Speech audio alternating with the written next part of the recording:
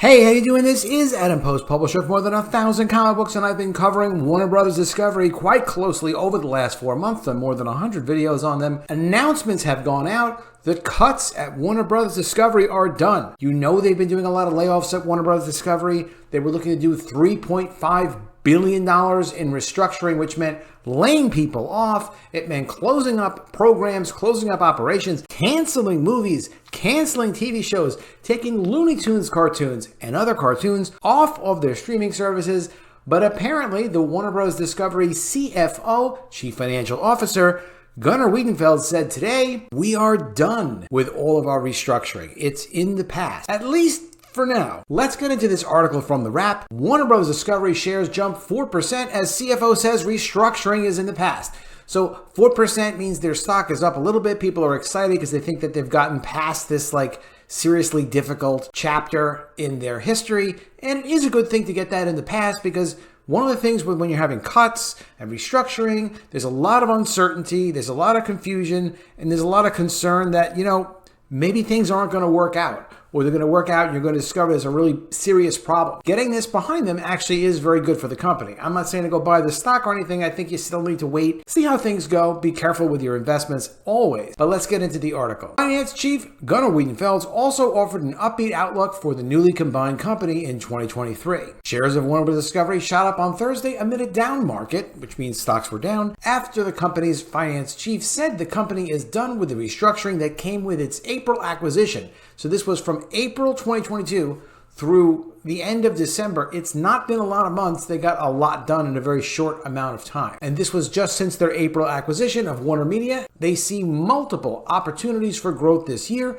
including potentially raising prices on its direct-to-consumer streaming offering. The stock gained the 4% up to $10.81, so that's a little bit more than 40 cents in afternoon trading, while the broader markets declined over 1% amid concerns that interest rates will continue to rise after another report showed that the job market is still hot. Earlier in the session, the stock got as high as $11.05. CFO Gunnar Wiedenfels, in a wide-ranging discussion with analyst Jason Bazinet at Citi Communications Media and Entertainment Conference in Scottsdale, Arizona on Thursday, offered a series of positive developments for the combined company, including the impending launch of a combined Discovery HBO Max app, but also acknowledged that the advertising market has not reversed its downward trend. This is pretty amazing, actually, the release of the Discovery/HBO Max app, because they said they were going to do this initially in the summer of 2023, and then they apparently expedited it a few months ago and said, no, we're going to get it out by the spring. It's really incredible. These guys actually do move pretty fast. Wiedenfels said the company is putting its integration efforts behind it as it moves into 2023. The combined company had a series of layoffs and reshuffled top executives last year,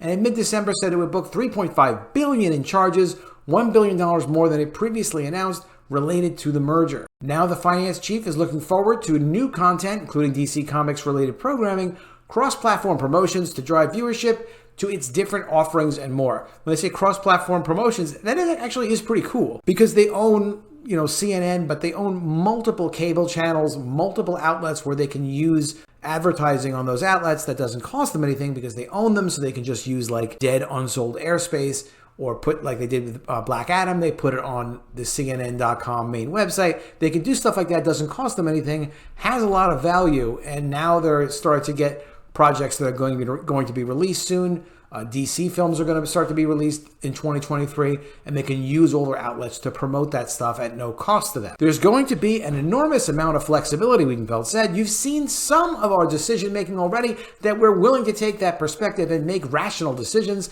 and we don't have to have every last title fully exclusive. They're talking about distribution on their content where they're willing to take their library, and this is something to understand about Warner Brothers Discovery that's a little different from Disney or Paramount. They're all big companies, but Warner Brothers Discovery has an enormous library of content. It's actually more content, more shows, more movies than they could possibly distribute with their own platforms. So they're not just going to hold on to that library. They're going to sell the content in different places, not all of it, but a lot of it, because otherwise they'd never be able to make money from the library. What's the point in owning it if you're not going to market it? Among the moves he was referring to was the decision last month to pull Westworld and Love Life from HBO Max and license them to third-party ad-supporting streaming services. There may be other ways to monetize internally and at times externally as well, Wiedenfels said. And we're willing to, run the numbers and form a strategy and make those decisions. The drive for monetization comes at a time when advertising trends have never gotten better, the finance chief said, and if anything have gotten worse. In the US, UK, and Germany. Other markets in Eastern Europe and South America are not seeing as significant a hit, he said. And they have business in all of these countries, especially through their Discovery network of cable channels. They have like 8 different cable channels at least in over 130 countries. It's like ridiculous. They're all over the world. That's something they built before they did the merger with Warner Brothers and got to Warner Brothers Discovery. While we're seeing some small green shoots for quarter one, I wouldn't want to call them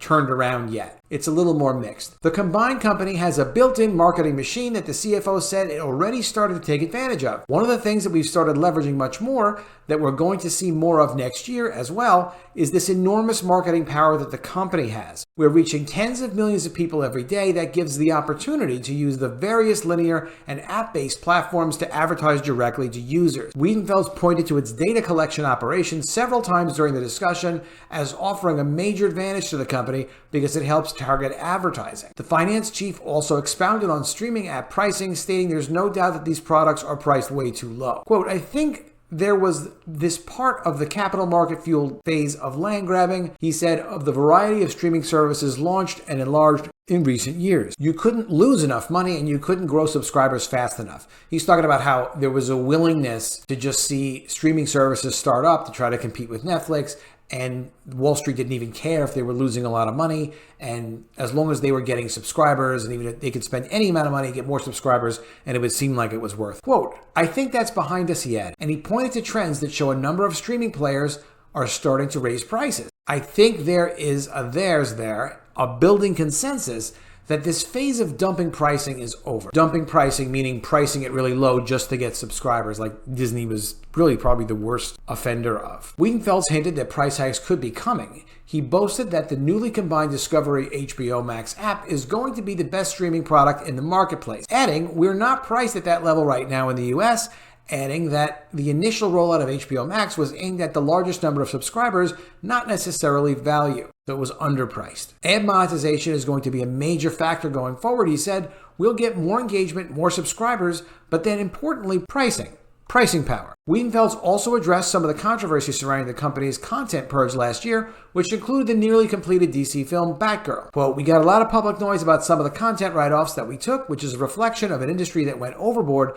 and that went on a spending frenzy, he said. No one should expect another surge in content production across the industry like the one driven in the last few years by the explosion of streaming. Everyone will begin to get a bit more disciplined and content spending will go down in the aggregate, not just on direct-to-consumer like streaming, just in the aggregate. We shaved off a lot of the excess last year, and I think that's something that everyone else in the industry is going to have to go through. See, that's the fascinating thing. Disney hasn't done their layoffs yet. Disney's going through the phase where they're saying, we think we're going to have to probably do some layoffs and make some expenses match better. Disney is really in for a lot of trouble, and their stock already dropped, almost 45% for 2022. We're coming from an irrational time of overspending with very limited focus on return on investment, and I think others are going to have to make some adjustments that frankly we have behind us. That doesn't mean the company will stop spending, he said. It's obviously a hit-driven business, and you win some and you lose some. But he added that the company has a first-flight lineup of creative talent. Wiedenfels says he expects significant improvement in the profitability of the direct-to-consumer business in 2023. And that's their streaming service. They're expecting to make money from it. Let me know what you think of this in the comments below. I'd like to know what your feedback is. Are you surprised? I'm surprised. I thought they were going to be doing layoffs. They had reported through maybe the end of 2023 at least. But no, they're pretty much done with all their cuts. This is an incredible management team if you think about it. I know a lot of us are upset about their decisions with Henry Cavill and the strangeness of James Gunn, as if we shouldn't have seen that coming, I guess. But it's kind of incredible they've got their act together with respect to, they've laid off who they're going to lay off, they cut what they're going to cut, and now they're ready to sit down and do business and fine-tune everything, which means they're going to raise prices, they're going to get extra revenue out of selling the library. They're going to become more and more profitable this year while everyone else is struggling. They're going to start to build momentum. So I've been impressed with their management team. It's just now that they're doing the work, yes, I'm disappointed with some of the things I'm seeing with DC, and it's not exactly what I thought it was going to be. Speaking of DC, here's an interesting little story. DC Studios to announce some DCU movies from James Gunn's 10-year DC Bible plan in January. This is the problem. There's so much coming out from James Gunn, like offhanded comments from Twitter. Ezra Miller, here's another story with Ezra Miller. They're still open to keeping Ezra Miller as the Flash. Who knows? Are they going to keep him? I have a feeling they're probably not going to keep him. He is in treatment, supposedly. And it may be a factor where between now, at least, and when the movie stops running, they're going to keep up some kind of a facade that they would still continue to work with him because he's in treatment. They need him to behave himself for promotional events. So politically, this is the kind of thing you would certainly say, like, oh, well, we haven't made all our decisions yet, and we'll see how it goes. As you know, with Warner Brothers Discovery, until the individual actor sends out a tweet saying that they're not involved with DC, or they say they are involved with DC, it's never finally decided. Incredibly, at DC, the way they run DC Studios, it always has to come from the actor, never DC Studios. That is incredibly strange, and only James Gunn could run things that way. I don't approve of it. So their 8 to 10 years worth of their movie slate is pretty well figured out. They're going to make announcements this month in January about things coming up in the first 3 years, I believe I've read. They have multiple years worth of projects, but what they're ready to start talking about and announcing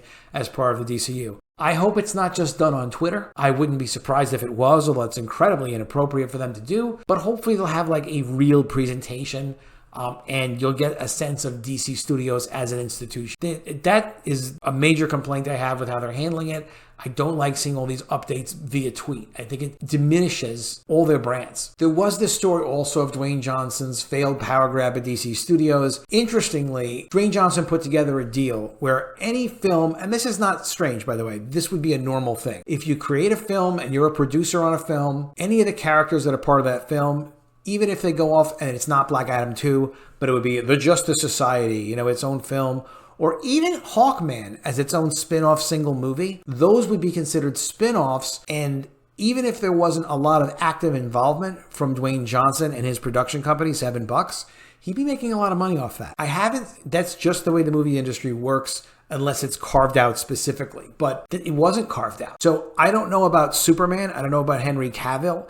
I'm wondering if Henry Cavill's Superman, since it was discarded by DC, but it was resurrected by Dwayne Johnson, if that would have been part of a spin-off deal, and if that's not perhaps part of the reason why they decided not to continue with Henry Cavill, because they would have to deal with Dwayne Johnson as a producer and a profit participant.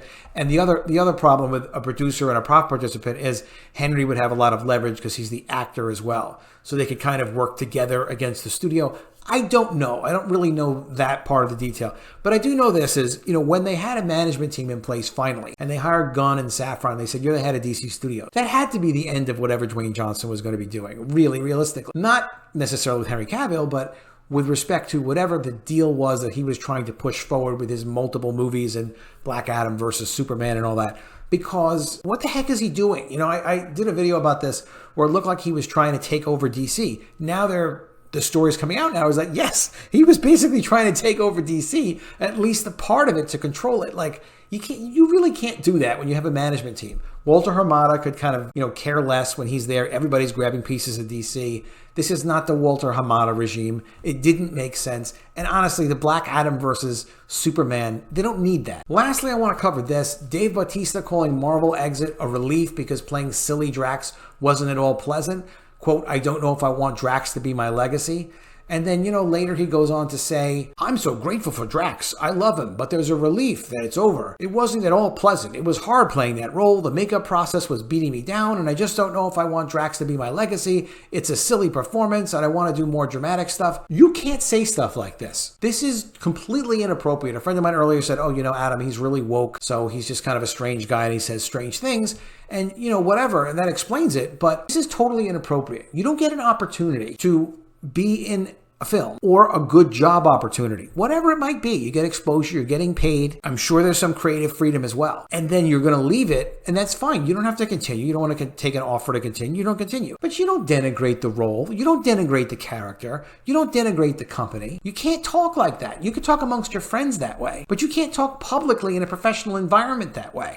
Drax was a silly character. Okay, he was a silly character. Well, don't call it silly and denigrate it. You know better than to do stuff like that, so why doesn't he? It's just frustrating to see people be so unprofessional and unappreciative of the opportunities. Hear him saying that he's grateful for Drax. He loves Drax. No, he's not grateful. It's not good enough for him because he's so wonderful. Well, go out, do a small film, show everybody how wonderful you are, and then get major movies. But I wouldn't hire this guy again. You can't talk that way. Tell me what you think of that in the comments below. Tell me what you think of this story as well. Dwayne Johnson and his failed power grab. Was that ever going to work with a new management team in place? It doesn't seem like it. DC Studios isn't going to announce movies. Do you care anymore about DC Studios and movies? A lot of people are really, really frustrated and disappointed with DC Studios since James Gunn and Peter Safran took over. But let me know if you're looking forward to any of them in particular. Did you think that they were going to stop their restructuring? I really thought that the restructuring at least had another year to go. Please be sure you are subscribed to the channel. Click the bell for notifications, give it a thumbs up, and I'll see you again soon with another video. And if I don't see you, I will miss you.